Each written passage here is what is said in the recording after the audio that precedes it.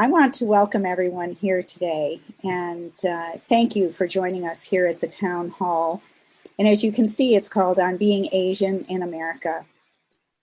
Today is a day of learning for some, and it's a day of sharing for others.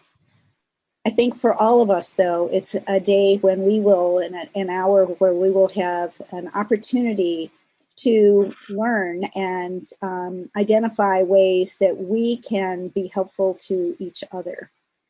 And before I turn it over to Professor Brown, I would like to give a special thank you to Eric Lee, who reached out to me and identified the opportunity and the need for having this town hall. So thank you, Eric. I know you're one of the panelists, and I will now just simply turn it over to Professor Brown. Thank you all again. Thank you so much, Dean Kroba, and really happy that everyone could join us. I see people are still joining us as we speak. I really also want to express my thanks to both Dean Kroba and to Eric Lee for amplifying this issue and making sure that we in the School of Pharmacy are responsible and accountable. And I really want to thank our panelists, our students, and our esteemed professor, Dr. Z, for their willingness to share their stories with us today. Anti-Asian sentiment and violence in the U.S. have increased by more than 150% over the past year, according to a recent report from Stop AAPI Hate. And since the beginning of the COVID-19 pandemic, Asians and Asian Americans have been scapegoated as bringing and carrying disease across this country. This rhetoric is not new, but the acts of hate and violence have escalated. In this timely and critical panel, hear from Pitt School of Pharmacy students. We want to hear from the Pitt Pharmacy students and faculty about how Asian American, and Pacific Islander communities are dealing with targeted hate violence, what it means to be Asian in America, and how we can be in solidarity with victims of racism and xenophobia in our country and on our campus, and specifically in our school, and what forms of justice our communities are fighting for. And so without anything further, I really want to ask, I'm going to introduce our panelists and then ask each of them to take some time and just tell us what they feel that they want to tell us and what is on their heart and what it means for them to be Asian in America. And I would ask actually the names I'm introducing, but I'm going to ask Dr. Wen Z to actually go first, followed by Eric Lee, who is a PharmD P3 PharmD student, Zinran Kai, who is a pharmacy graduate student, Zin Oliver Tong, who is a pharmacy graduate student, Jessica Nguyen, who is a P3 PharmD student, and Jasmine Chang, also a P3 PharmD student. So, Dr. Z, I will turn it over to you. Okay, yeah, thank you, Professor Brown. Yeah, I think the whole thing started with the Atlanta shooting. Yeah, really echo what Dean Kroba said earlier on, and Eric Lee was taking the lead actually to make this happen. And thank Dr. Brown for organizing this event. I think this is probably the first, as I know of, event actually anti-racism town hall in School of Pharmacy today, in particular, of course, the anti-Asian racism. So I will not necessarily share my personal experience, but I want to do some historical review, what I thought, how things happen and why things happen, why it keeps happening. Yeah, I thought that's hopefully we can have some take-home message. I think all racism is bad. Racism actually is really, in terms of anti-Asian racism, it's really deeply rooted. For some of you probably don't know the history in the concept of East Asian minority. First example from a historical point of view is the Chinese Exclusion Act. Yeah, that started in 1800s and didn't stop until 1952. I think that's the time actually Asians are allowed to become citizens. And so it's deeply rooted. Another example among the East Asian population is during the Second World War, the Japanese internment camp. Yeah, because actually Japan, of course, is one of the start the Second World War, but actually the the government actually punished the Japanese American by sending them to the internment camp. This is really outrageous. So I think it's deeply rooted. The reason I say deeply rooted is sometimes even things happen. I don't see enough actually sometimes people don't even apologize actually. Again, I show you two examples, Chinese Exclusion Act, Japanese internment camp. I think the Japanese internment camp was officially apologized by the government during the Reagan administration. So every actually Japanese American who sent to the camp was compensated for $20,000. And there's official apology from the government. But for the Chinese Exclusion Act, I think some years ago, there was a legislation passed. But if you watch the language, in the language, they say they regret for the Chinese Exclusion Act. They actually never apologize for Chinese Exclusion Act. Yeah, so this actually is, again, if you think it carefully, it's really outrageous. Yeah. So that's a historical reason, historical roots. Yeah. The second is actually why things keep happening. Sometimes in the recent history, you can see actually the sentiment is fueled by the leaders, And here I want to single out one of the leader or former leader, Mac Huckabee. Okay. Again, we review some recent history. Mac Huckabee, why I mention him. Georgia, the state of Georgia, actually not long ago passed a Voter Restriction Act. Okay, yeah, the legislation is clearly the purpose is want to disfranchise the less fortunate people or the minority group. Okay, so of course that offends some establishment, including people like Mac Huckabee. So after the legislation was passed, some actually business show their sort of they show they're not happy. This is wrong actually in some pretty mild language. This including several big business headquartered in Atlanta like Coca-Cola and the Delta Airline. So they say, oh, okay, the state really should not pass the voter restriction law. Okay. So Mac Huckabee was angry. Those businesses show actually show their actually unhappiness about the legislation. So who Mac Huckabee blame for those businesses voice their concerns? Mac Huckabee actually blamed Chinese. So I quote his tweet. Okay. So if I have decided to identify myself as a Chinese, if I do that, okay, Coca-Cola will like me. Delta will agree with my values. And I probably get shoes from Nike and tickets to Major League Baseball. So Major League Baseball is they used to have a All-Star game in Atlanta. Because of that, they moved away to Denver. So you see, actually, he used Mac Huckabee used a broad term, Chinese. So he blamed Chinese for those big companies showing their actually unhappiness about the legislation. Yeah, he used a broad term, Chinese. So this is how the sentiment was fueled by the leaders. So who Mac Huckabee was? He was the governor of Arkansas, and he was actually the candidate for the president.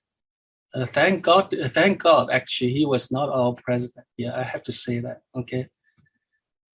The third reason I want to emphasize it's actually why it keep happening, because it's a lack of consequence for the perpetrators. Okay.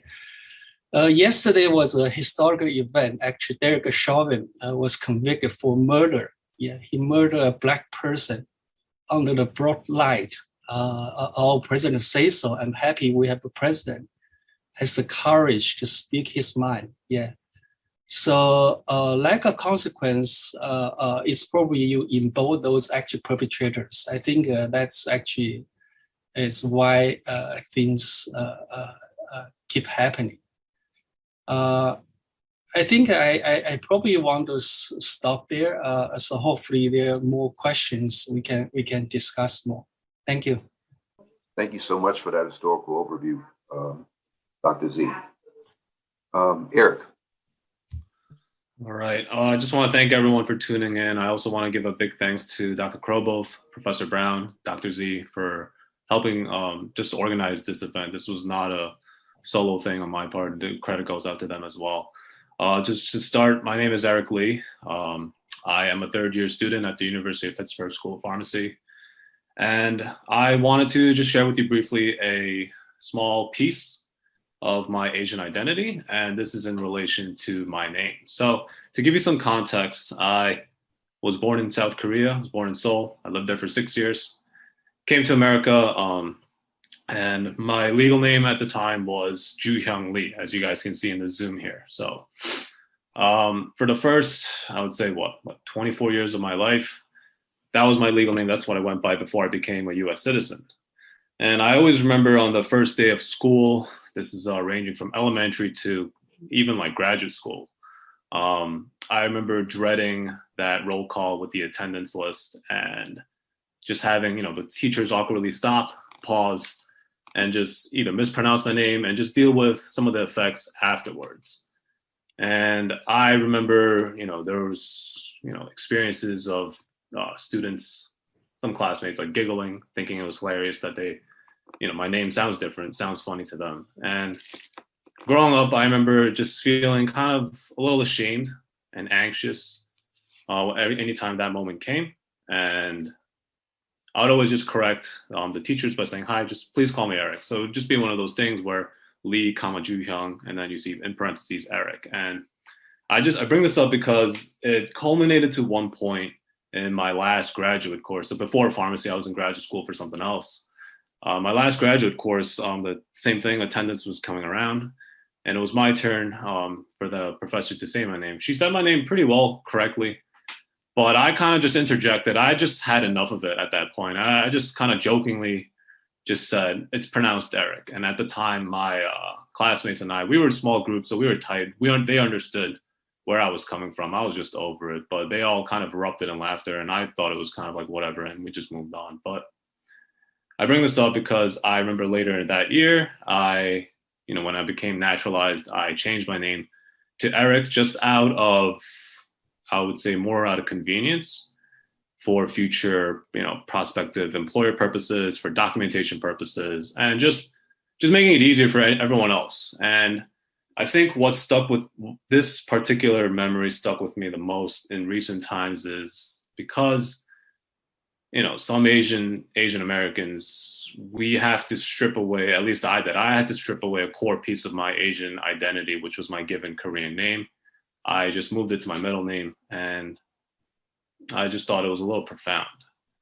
And I share this with you because I think as future healthcare professionals and as current student pharmacists, for a lot of us joining, it's important to acknowledge that if you see a patient's name and it does look different, it sounds different, that's all that there is to it. It's just different.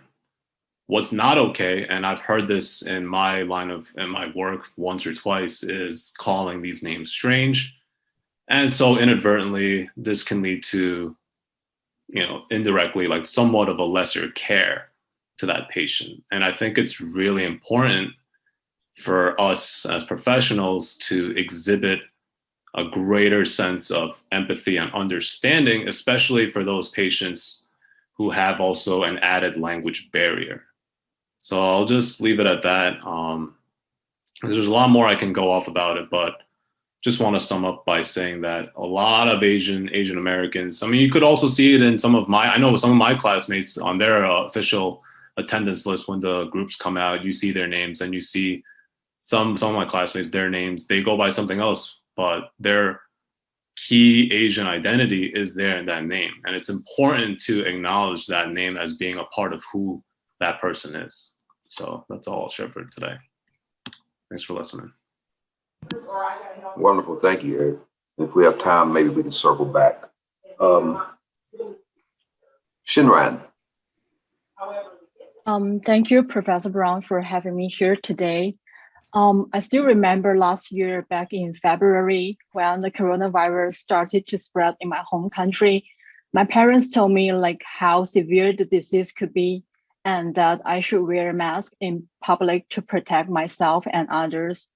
However, around that time, many of my friends and I were shocked by seeing a video showing that a woman wearing a face mask in the New York City subway was caught disease and kicked and punched by a stranger. After seeing that, many of us chose not to wear a mask when walking to school or taking a bus as suggested by our parents, because we were so concerned that we might also be assaulted or even attacked by someone unknown if we wear masks. I felt sad that my parents had to worry about if I would get a virus, and at the same time, if they were worried about my safety. And we were even scared when some people started to call the coronavirus as China virus or Kung flu, because you don't know how people will look at you. And this is not just in the US. My friend who studied in Australia also had the same fear as mine during this pandemic. And this anti-Asian crimes didn't just happen recently, and anti-Asian hate has been there for such a long time. Even before I came to the US, I heard about the similar stories again and again. Asians or Asian Americans are harassed by those racism words or actions in public. If I go to another city which I'm not familiar with, I probably will never go out by myself because I'm not sure whether I could become the victim of a random anti-Asian crime. I feel sad about the fact that even so many years after the first generation of Asian immigrants settled down here, Asian and Asian Americans are still facing risks brought by racism and still being judged by the color of skin. In fact, what attracts me most to study in the US is that I can make friends from different countries and learn about different cultures. And you'll find that the more people you talk to, you'll find that we are indeed different in many ways, but we do have a lot in common when it comes to love, life, and showing respect to each other. I hope someday in the future we can be viewed as individuals who want to live a normal life and make our own contribution to the society just like everyone else. And I'm glad to see that in recent days, more and more Asians and Asian Americans spoke up or spoke out and share their experience on TV or on social media, rather than just keeping those stories within our own community. I think addressing racism is still a big challenge in this country, and no one can really give a direct answer to that. But I do feel that listening to what Asians or Asian Americans have been through and their perspectives on what could be done to make the situation better is already a big step forward. Wonderful. Thank you so much, Simran. Oliver. Hi all, thank you all for organizing this. My name is Oliver Tong, and I came to the US in the 2016 and now a 5th year of PhD student in the School of Pharmacy. I just want to sum up my life in America first with 2 sentences. It's like being an Asian in America means that when you hang out with your Asian friends, you're not blending into American culture. While you're hanging out with your friends of other colors, you're not respecting your roots. So that just means we just get criticisms all the times. And for me personally, living in Pittsburgh, like living near, like on campus, it's like living in a bubble, in a safe bubble, because we have a lot of Asian Americans here, and the populations around campus are most of them are students or faculty or staff, and they're kind of, educated, and they don't have a lot of, racism around. But living outside this safe bubble is a different story. So actually, when you go out, before the pandemic, when you go out in a bar or you go out in a club, I always find out I'm the one of the few Asians there. And when I go into the club, you will find a lot of people staring at you. And the message is that, oh, look at that Asian guy, walking in, and maybe he doesn't belong here. So, and before that, I just always feel like, I'm not having fun. I'm not going to have fun tonight, or just, constantly getting looked at. It doesn't make me feel comfortable. But right now, I just like, I don't care about that, right? And just live my true self, and just going to have fun. And I think so. So as Dr. Xie mentioned, that like this whole Asian hate crime, stirred up by the Atlanta shooting. But even before that, I also heard a lot of stories of anti-Asian hate crimes. So for example, kind of I go back to Eric's stories. So I know in 2017, so the second year I arrived in America, I heard a story of another university where when the freshmen live in the dormitory, they normally have their names on the door. So if a person says their Asian name on the door, they got some hate crimes. So people will draw doodles on their door and say, really nasty sentences on the door saying, oh, you're not welcome here, go back to your country, blah, blah, blah. But if Asian people using another name, for example, like myself, if I use Oliver on my door, they don't get that kind of, doodles or hate crime sentences. So that kind of made me think that the name really represents who you are, and it really represents your ethnicity and your culture. So after that situation, a lot of students who use a white name on the door actually change back to their Asian names, and kind of speak up and, face the racism in the face and tell them we're not afraid, and we're here, and we're not going to step down. So I think that's really great, and that's really important to tell people who you are, and to tell people that we are brave, and we're not gonna be afraid just because you are the racism people. So I just want to kind of echo that. Yes, Shin Tong, thank you so much. Jessica. Hi, everyone. First, I'd like to thank Dean Kroboth and Professor Brown for providing this opportunity for us, along with Eric for initiating and continuing the conversation. So my family came to America as boat people from Vietnam in 1975. Come May, they've lived in America for 46 years. Up to this point, our parents and elders are relatively aware that they can survive in America. However, many Asian American parents and families, it's up to their children to define their successes. I'm an Asian American kid in one of the top pharmacy schools in America, on my way to becoming Dr. Nguyen. I recognize this model minority status while I also work to change it. So much of Asian and Asian American culture is about coming to America, putting your head down, working hard, and not rocking the boat. This changes with our generation. Initially, I was nervous to commit to this conversation because I thought it would look or come off as whitewashed based on my half Asian, half white descent. However, Excuse me. However, I've realized that the injustices, fears, anger, and pain that I've experienced are not diminished by my ancestry. It has only exacerbated it. Ever since I can remember, people have asked me, what are you, or what's your ethnicity? Almost all Asian or Asian American kids have been asked the question, where are you from? When someone asks me that, I say Scranton, but I know they really want me to say a country in Southeast Asia.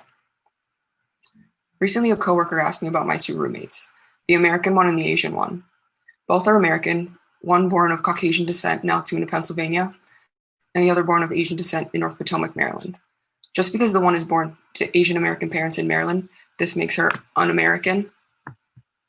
My experiences with Asian hate or racial injustices started from a young age. I grew up in a small town near Scranton, Pennsylvania with very little diversity. I was enrolled in English as a second language as a kindergartner. English is my first language, but my last name is Nguyen, and therefore I should be in ESL just based on where my ancestors are from. I remember growing up with my dad, people wouldn't want to talk to him, or they'd roll their eyes because of his accent. As Asian American kids, we worry about our parents and elders when they're out in public. We fear that they will be hurt or that they won't be treated with respect just based on their appearances, their accents, or where they come from. Every day I go to work, again with my head down, trying to vaccinate as many people as possible in the hopes of ending the pandemic. I know that someday the pandemic will be over and we'll go back to our normal lives. But as Asians and Asian Americans, we will not go back to our normal lives. We'll go back to our in-person jobs and schools, but we'll go back with more pain and fear. Fear that someone will blame us yet again for the pandemic. Personally, helping the people that hurt me in my community has been a blow to my mental health. The constant paranoia and uncertainty that someone will identify me as an Asian American is difficult to cope with, on top of doing the actual job. It's standing on the front lines, not knowing if someone will back you up or support you if someone asks or someone makes a comment or holds aggression towards you just because you're Asian American. While working behind another pharmacy counter, I had a patient say to me, I don't mean to offend you, but are you Asian? I obviously hesitated like so many of us do, out of fear and hatred, just because, saying yes will bring aggression upon us. I then quietly said yes, and the patient responded with, I knew it, my son would love you. And so I thought to myself, what would he love about me? The only thing he knows about me is that I'm of Asian descent. This comment is what so many of us Asian women and girls hear from much of American society. We are seen as submissive, meek, exotic, and hypersexualized by American society. I remember just this year while on rotation at a rural community hospital outside of Pittsburgh, an ICU nurse asked me if I was Asian. I immediately said, well, mixed Asian, just to make myself seem less Asian, thinking that would reduce the odds of her placing blame on me for the pandemic. I'm ashamed of and I regret my response to her every day. I have regrets about every time I think I need to make myself seem less Asian, to avoid the hate, and to make others feel more comfortable by taking on white characteristics. Life as a mixed Asian American is like living in a separate culture. One culture does not accept me because I'm too Asian, while I also have to live on the outside of a culture that already lives on the exterior of American society. In 1984, my dad wrote an essay entitled The Vietnamese Refugees, The Quiet Struggle. Much of this essay talks about how our elders came to America, in which they were met with prejudice from the native population. The essay ends with him saying that we haven't heard the last of the Vietnamese refugees. This statement is true to this day. You haven't heard the last of us. Jessica, thank you so much. I want to pause right there just for a moment. I just want some of that to sink in for just a second. And then ask Jasmine, when you're ready to share, please go right ahead. I wanted to thank Eric, first off, for inviting me to speak on this panel, as well as everybody else who already spoke and shared their stories. Again, my name is Jasmine Chang. I'm a third-year pharmacy student here at Pitt. I have two stories that I'd like to share today. Growing up, like Jess mentioned, at least I was taught to put my head down, go with the flow, like don't rock the boat, as Jess said, and just move on, accept that things are the way that they're gonna be and continue. And so moving to Pittsburgh was, I think, the first time I've had to deal with discrimination on like a regular basis. I think the biggest story that I have, the first main story that I have is I currently work at a CVS in East Liberty. And about a year ago, another Asian American pharmacy student that goes to Duquesne was hired. And at the beginning, it was almost funny, like people would confuse us for the same person. And it was like, oh, haha, like, oops. But then it started happening over and over and over. And each time, people would get kind of aggressive about it. People would accuse me of lying and saying, oh, like you definitely helped me the other day. Or like they would say things like, oh, like you definitely were here yesterday, despite the fact that Megan and I would insist that we did not work the other shift. And then it got to a point where I got so anxious about working, and I would dread a shift working with other intern because I would even try to dress differently, as different as possible, or put my hair up in a different way, just to avoid the frustrating conversations. There was one moment where this lady first said, oh, like, are you guys twins? And I was like, no, we're not twins. And then she pushed on and she was like, oh, you must be sisters. And I was like, nope. She was like, oh, you must be related. And I was like, nope, we're not. And that's exactly how it goes. Like, I just awkwardly laugh it off.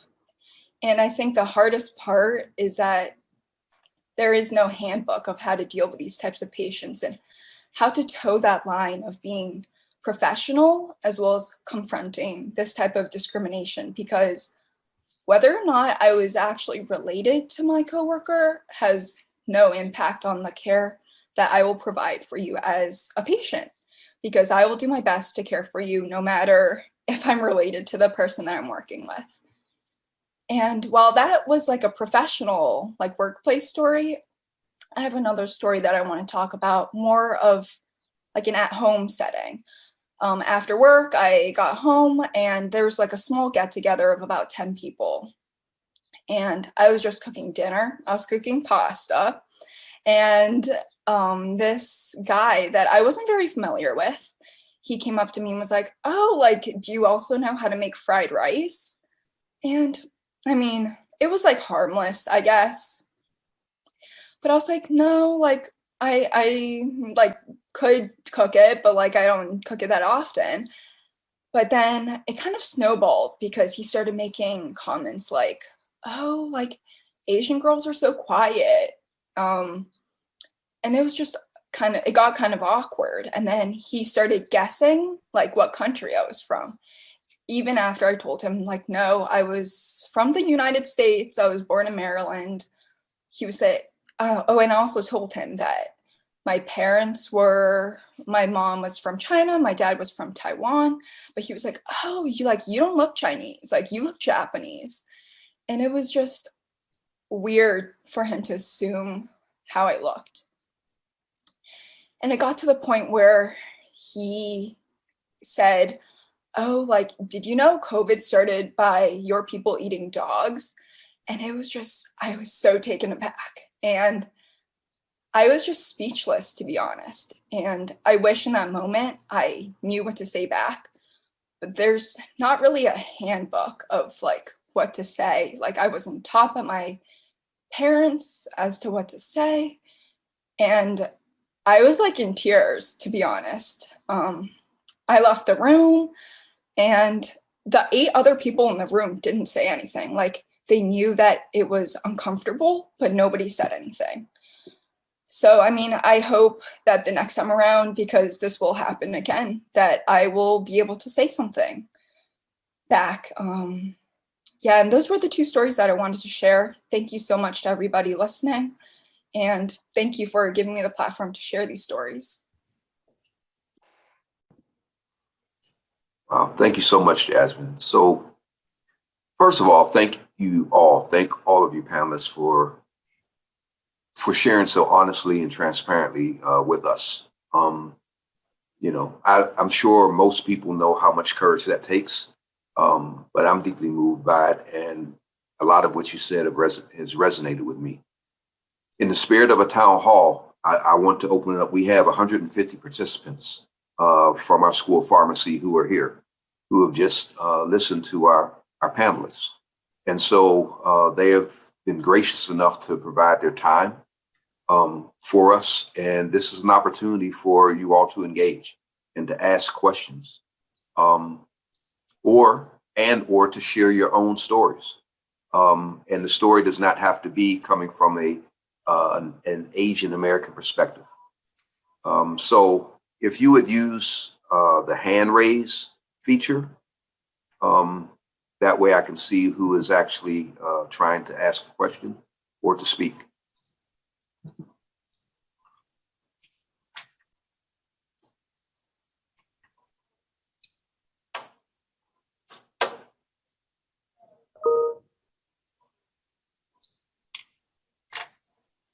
All right, I see two. Joni Carroll, would you unmute yourself, please? Hi, everyone. Thank you so much for being vulnerable today and talking with us. I have one question that comes up as a preceptor. Just last week at one of our mass vaccination clinics, I heard an encounter between one of our Asian American students, and a patient where they were asking those questions, where are you really from? I paused and after the interaction, I paused and I checked in with the student and asked them, are you okay? But I'd like some feedback, or how can we better support you in those interactions if we see them happening? Because they're happening. And I would say you all just jump in, whoever wants to respond. Thank you, Dr. Carroll, for bringing that up. I think that you did the right thing with just asking the student if they're okay. I know personally that that happens a lot at my pharmacy. My preceptors never ask if I'm okay, or they never really support me. So just saying, are you okay? And then also coming to that student's defense, immediately, knowing that they're there, even just you're there just physically, because you never really know if it's going to be a positive or negative interaction, if someone is going to try to hurt you or try to say something else. So just having the preceptor there is kind of just, it represents unity. So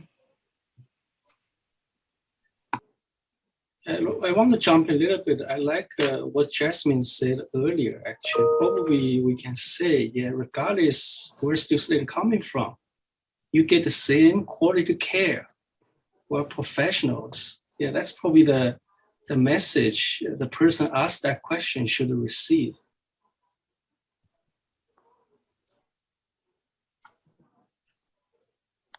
I can say something. I think personally, if you were to just tell us you're aware that it's not okay that they said things like that, just because it reminds us that, this stuff happens and it's still not okay.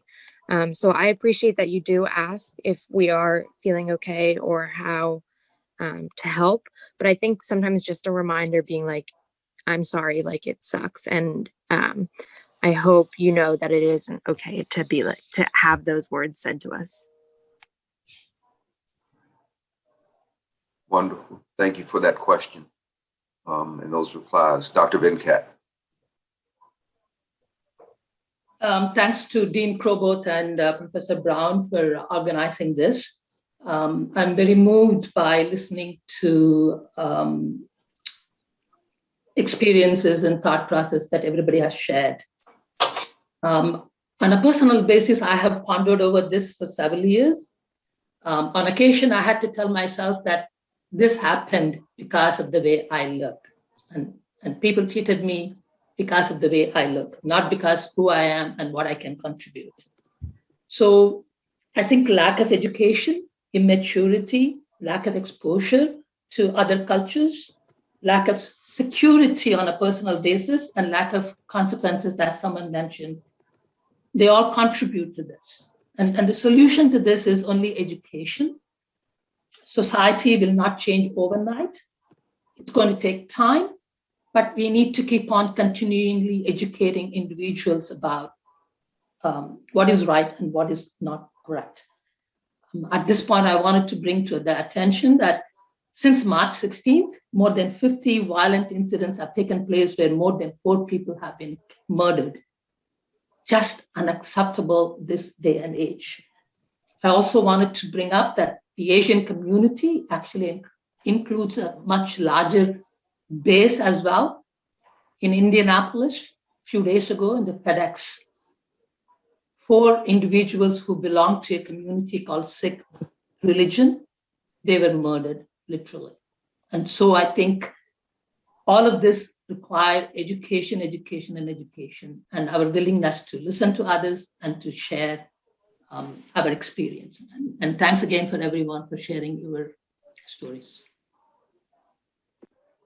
Thank you so much for that, Venkat, and for surfacing another act of violence that just recently happened, targeting a group of people. Dr. Smith, question.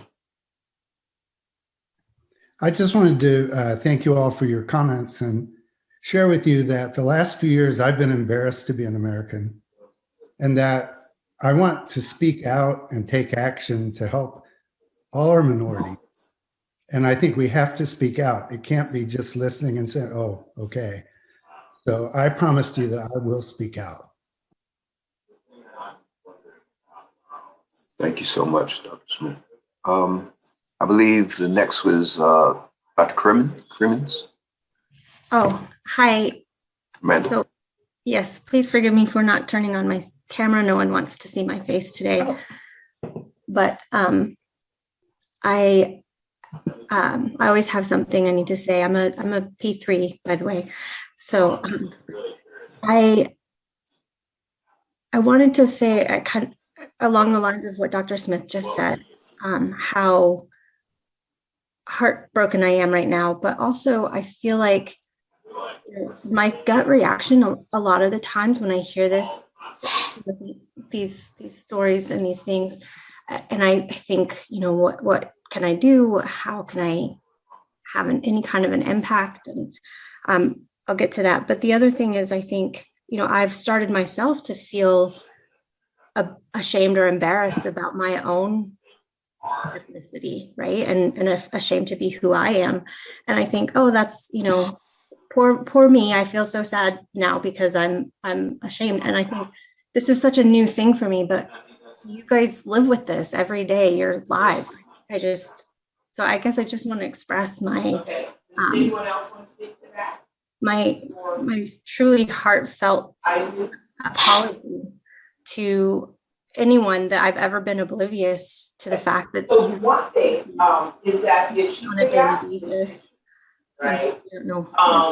It is that students of color are not, regardless of where they are, right? The other point that I wanted to make is that I have to plug political, or not political, but advocacy on all fronts, right? Because, you know, not as the president of PPA, I'm certainly interested in pharmacy advocacy, but that's one of the things I value so much about my experience with PPA is learning to advocate and how to make personal connections with legislators and how to influence decisions that are being made about my life and how I live in my future. And I just wanted to remind everyone that there's another election coming up in May, and it's a really important one. So if you're not aware of that, if you're not registered, please register to vote. Please look into finding out about the issues. There's, you know, the big elections are important, but the little ones are just as important. So, but anyway, thank you for giving me some time to share. Thank you so much for sharing, Amanda. I just want to pause there and ask if any of our panelists have any comments or want to respond to anyone that spoke thus far. We do have a few more hands up too. I actually wanted to respond to what Dr. Venkat brought up, which I wanted to bring up as well. A classmate of mine wanted me to shed some light on the discrimination that also South Asians have experienced in recent times, you know, as Dr. Venkat noted about the Indiana tragedy. It's also, I think what is important to take away is that I think even the term Asian is a broad oversimplification of a term. It's a massive continent with many, hundreds of, I'd say, different, languages, countries, and different backgrounds. And it's important to acknowledge that, the Asian identity extends beyond the East Asian, Southeast Asian, and the like. It's also important to acknowledge the cultures of the South Asian experience as well. And I also want to just kind of echo Dr. Venkat's message. I think education is the key to, anti-racism and, anti-discrimination to all the other minority groups, not only Asian, but also Black and also, Native American people or other like LGBTQ groups or other disabled people. And I just want to thank everybody here who, joined this meeting today, because obviously you want to learn, you want to educate yourself, which is a really good start. And just in my personal life, if anybody asks me a question about who I'm from, and some, rumors about my cultures, I will always like taking that as a teaching opportunities. So, when they are curious, if they have a good intention, obviously they're curious, they want to know my story, I will just, take the time to really talk about, my opinions and my experience, and kind of to educate them on my culture so that they can know better and they will do better in the future. So yeah, I think education is a key here, and I think everybody should take the chance when you have it. Excellent. Thank you so much. So we have, I see 4 hands up now, so I'm going to ask people to speak in this order. And then panelists, of course, if you want to chime in and offer something in between, please do so. Sydney, Haley, Dr. Z, and then Jackie. Hi. I want to loop back to a point Dr. Carroll made about what preceptors can do if they see a racist encounter happening. Ideally, if you see something, it would be better to step in and support that student and say something in the moment instead of trying to offer support after the fact. So my sister and I are both half Chinese. My sister is a nursing student and she's starting on some of her early rotations. And she was just with a patient, walked in, he started talking about how he hates masks, and that segued into his apparent hatred of Chinese people also. And he got through like 4 or 5 really offensive comments before he asked her, "Oh, you're not Chinese, are you?" She, of course, denied it because that's a really scary situation to be in. And I don't at all in the slightest fault her for that. And her preceptor, after the fact, offered to like switch patients so that she didn't have to be with this guy anymore. But I think, and in that situation, I don't know that her preceptor was like literally standing there over her shoulder. But if you are in the moment seeing something, we would appreciate your support and you're saying something, and even just you're standing by us. Wonderful. Thank you so much for that. Haley. This question is just for Jessica. Your ending quote about your father's essay, I thought was really, really interesting. And I just wanted to know if you would be willing to share his essay with us at all, a link or anything like that. If not, that's completely fine, but it piqued my interest. Yeah, I can definitely share it. We'll get it to you guys somehow. Thank you. I believe Dr. Z, and then Jackie, and then SK. And well, thank you, Professor Mario and Brown to organize this meeting. I think that this is a very good timing since it happens. So I'm and by following listen to the student and the faculty, this is a very good meeting to share your opinion and experience. I agree with Randy and Professor Venkat says that we need to speak up. So I came to the United States in '87. I don't want to share my experience, but I share with my son's experience. So it's the same age as most of you speak just in the meeting. So when he was college, and even 2 weeks ago, he experienced some hatred. Really, he texted me. So I said, well, you should tell whoever treat you differently, you should tell them 3 things. One, you said in Chinese came to United States in 1850, long time ago, right? You said maybe your ancestor hasn't come to the United States yet. So who's the true American? That's not important. The second thing I said that, well, there's a lot of Chinese scientists, right? I gave him one of the link is Steve Chu, because I met him in AAS meeting a couple of years ago. And I said that he is Asian American and Chinese. He got the American physicist, Nobel Prize laureate. And also he became Obama campaign in 12, served as a Secretary of Energy. So many Asian, including Chinese, were very successful. You should tell them, right? And the third, I said that there was data, human genome data, shows the Han Chinese shares large a number of gene characteristics with Indians and the Europeans. This is reported in the science too. So that means who's the true American? You should send this text message, tell them, right, if they give you any hard time. But having said that, it's not true who are the real American. That's important, but we all consider ourselves immigrant, right? We came to United States study, learning, and we all contribute to the United States equally, and it's not less than a people who give you a hard time or say bad things about you because you're Asian.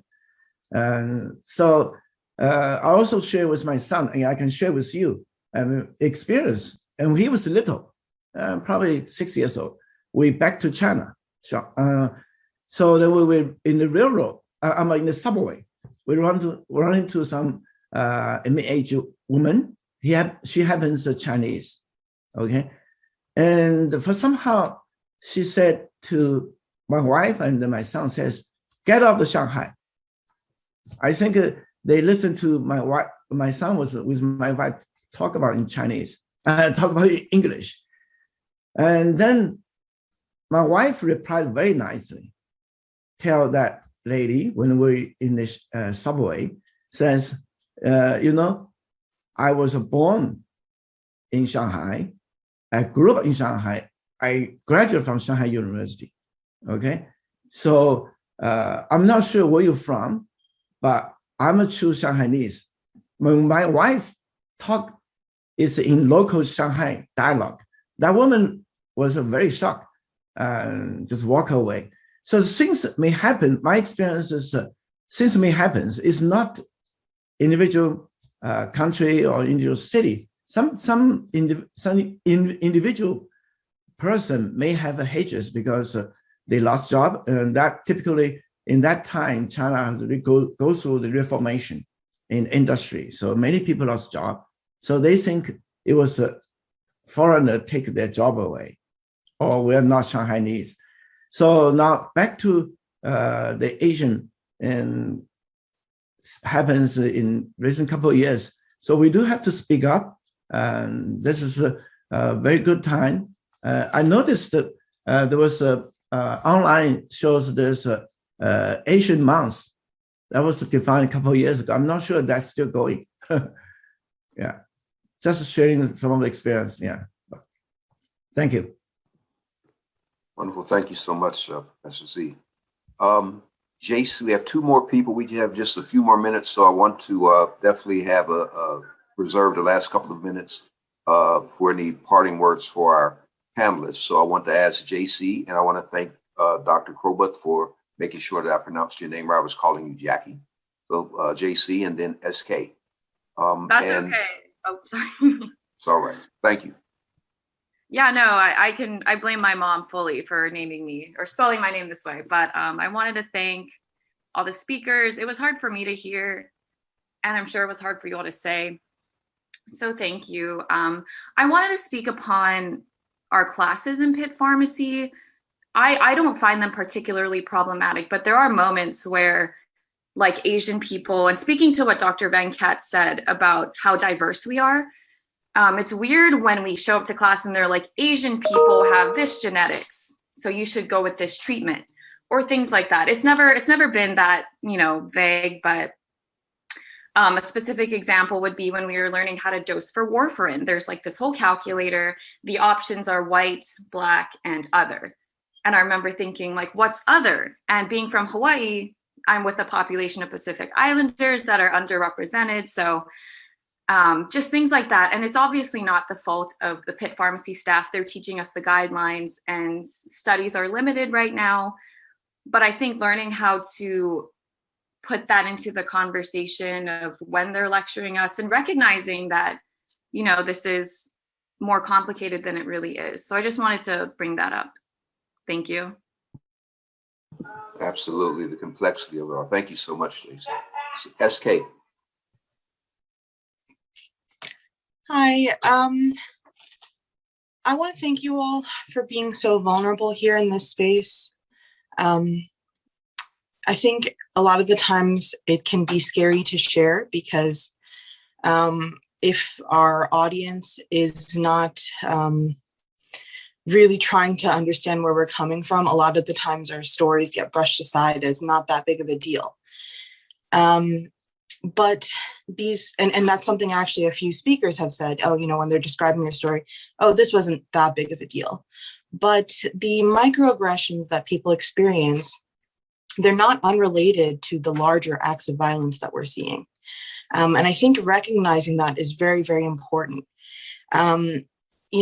There's a level of dehumanization in a lot of these stories, whether it's repeatedly asking someone where they're from, or a moment of, othering where you recognize, we're pausing before saying this name.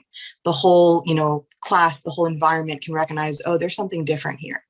And that could be really hurtful because, the Asian American identity is not a monolith.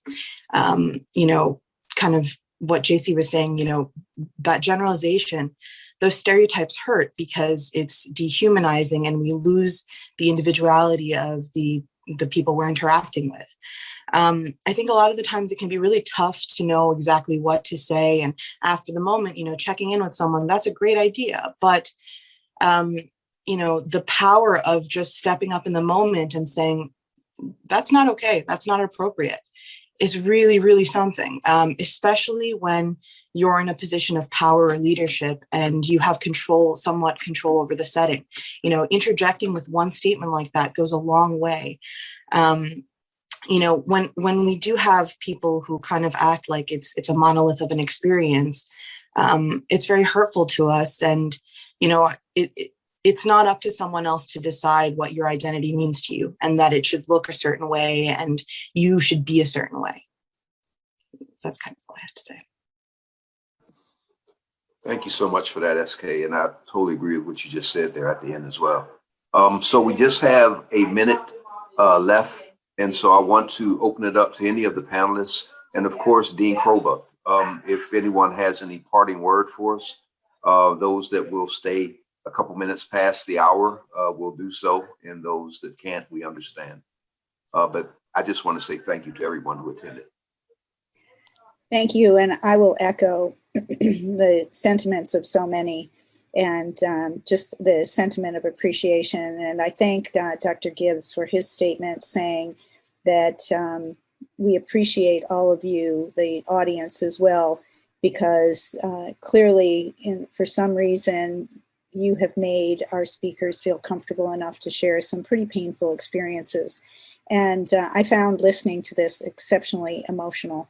It was, and I know someone sent me a chat saying that she turned off her video because she was sobbing and listening to the stories.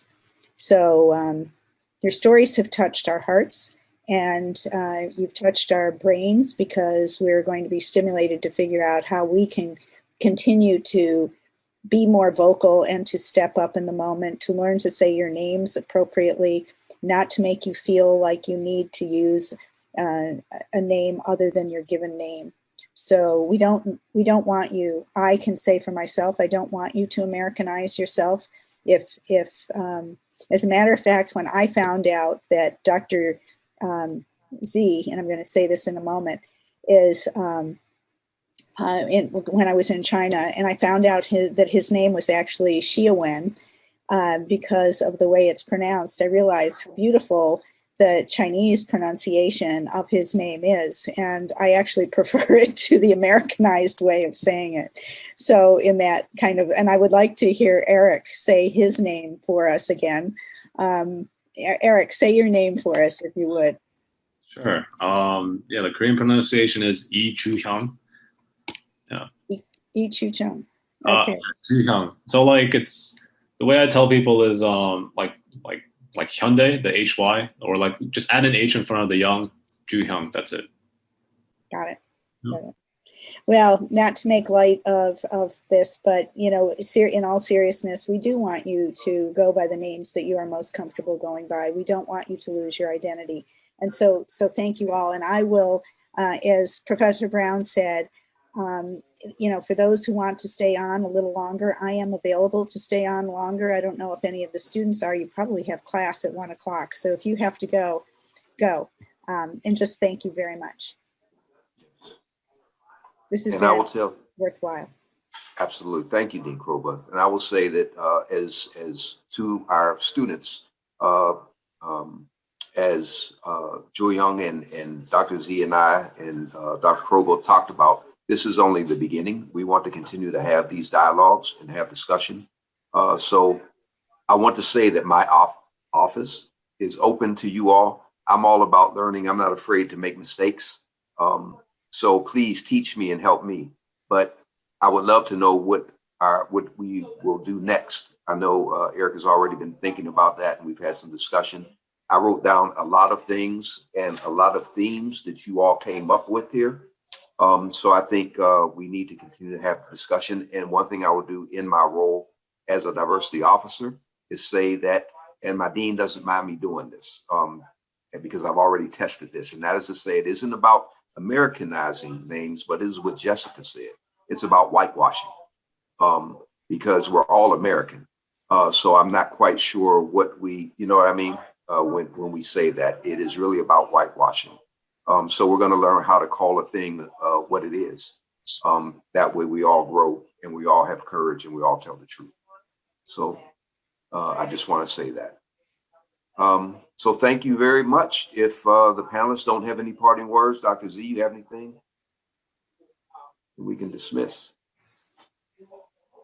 Yeah, thank you again. I do want to say some final words. I think being vocal probably is extremely important. Yeah, Dr. Randy Smith mentioned that early on, and we heard it again and again. So President Biden said after the Atlanta shooting, our silence is complicity. So I hope everyone remembers that. Again, I have to refer to yesterday's verdict for Derek Chauvin. It was actually heartbreaking to see during the trial a 9-year-old girl have to testify. Okay, that's the person shooting the video. I think it helped to convict him. Do something, including as a 9-year-old. Just take the video, document it. Yeah, do something. I think we are all at different positions. We are students, we are faculty, we are preceptor. There are things you can do, everyone can do at different level to do something, be vocal. Yeah, I think that's the message I want to convey. Thank you. Thank you, everybody, again, for tuning in. And I agree with some of the comments in the chat that this has been recorded, so we will make it available for those who want to listen again, because there was a lot said here today, as well as for those who want to, who weren't able to make it. But I think it says something about our school, our community, the fact that so many people showed up today. Again, to the panelists, there is not enough thanks. So everyone be well, take care, and I'll see you next time.